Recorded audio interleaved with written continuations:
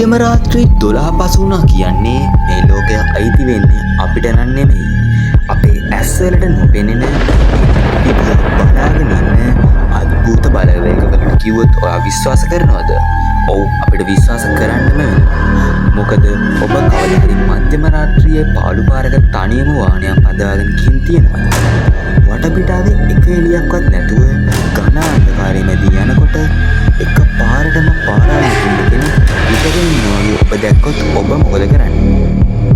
ගොඩක් අය හිතන්නේ ඒ පාරේ අතරම වුණ අසරණ මගියෙක් කියලා. ඒත් ඒ අසරණ මගිය පිටුපස තියෙන්නේ විද්‍යාවටත් පැහැදිලි කරගන්න බැරි අදටත් විසඳිලා නැති පියකරු අභිරහසක් කිව්වොත් ඔබ පිළිගන්නවද? අද මම ඔබට කියන්න යන්නේ පාළු පාරවල් වලදී අద్భుත මගින් මුණ ගැසුණු ඇග ගිලි බොලා යන සැබෑ අත්දැකීම් එකතුවක් පිළිබඳ. වීඩියෝ එක අවසානය වෙනකම්ම බලන්න.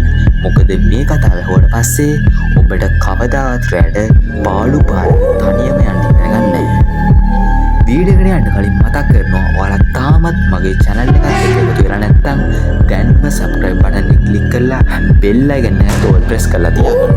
එතකොට අපි අලුතෙන් වීඩියෝ එකක් දාපු ගමන් ඔයාලට notification එක ගෙන්න ගන්න පුළුවන්. ඉක්මනටම එනම් යමු වීඩියෝ එකට.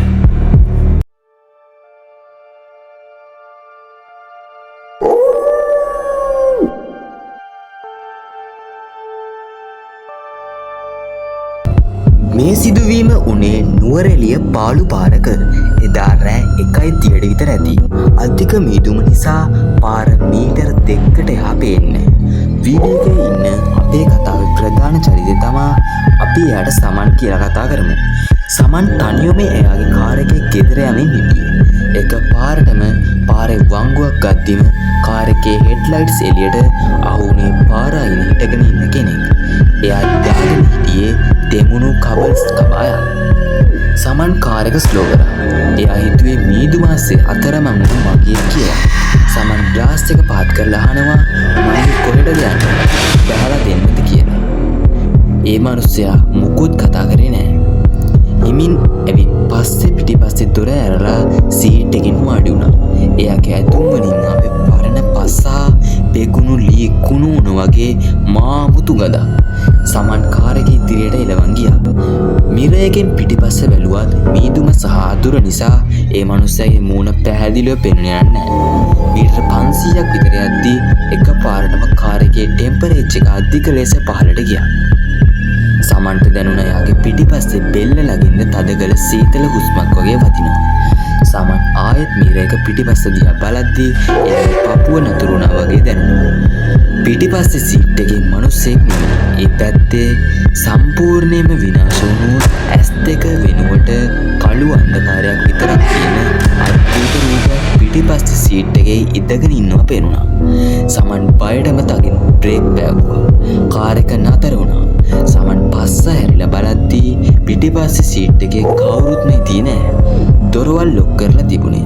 ඒත් ඒ අద్භූත මගියනම් අතුරුදන් වෙලා තිබුණේ ඒ වෙලෙදී. මේ කතාව ඇහුවට පස්සේ ඔයාලට හිතෙන්න පුළුවන් මේවා නිකම් ප්‍රබන්ධ කතා විතරයි කියලා. ඒත් ඊළඟ පාර රෑ ඔබ 12න් පස්සේ තනිව පාළු පාරක යද්දී පාර අයිනේ කවුරු හරි හිටගෙන හිටියොත් එකපාරට වාහනේ නතර කරන්න කලින් දෙපාරක් හිතන්න. මොකද ඒ ඔබ හිතන විදිහේ අසරණ මගින් නොවෙන්න පුළුවන්. සමහර විට එයා ඔබ එක්ක එකතු වෙන්නේ ඔබේ මේ ගමන යන්නව නෙමෙයි. ඔබේ මේ ආත්මේ එයාගේ අතුරු ලෝකෙට අරන් යන්න වෙන්න පුළුවන්. තවත් දෙයක් මේ වීඩියෝ එක බලලා ඉවර වෙලා දැන්ම ඔබේ කාමරේ ජනේලෙන් එළිය බලන්න එපා. මොකද ඒ අద్භූත මගියා සමහර විට දැන් ඔබේ ගෙදර වත්ත පහළ පාර අයිනේ ඔබ දිහා බලාගෙන ඉන්න වෙන්න පුළුවන්. එහෙනම් යාළුවනේ අදට මේ කතාව ඉවරයි. මේ කතාවේ ඊළඟ කොටස ඕනේද කියලා පහලින් කමෙන්ට් එකක් දාගෙන යන්න.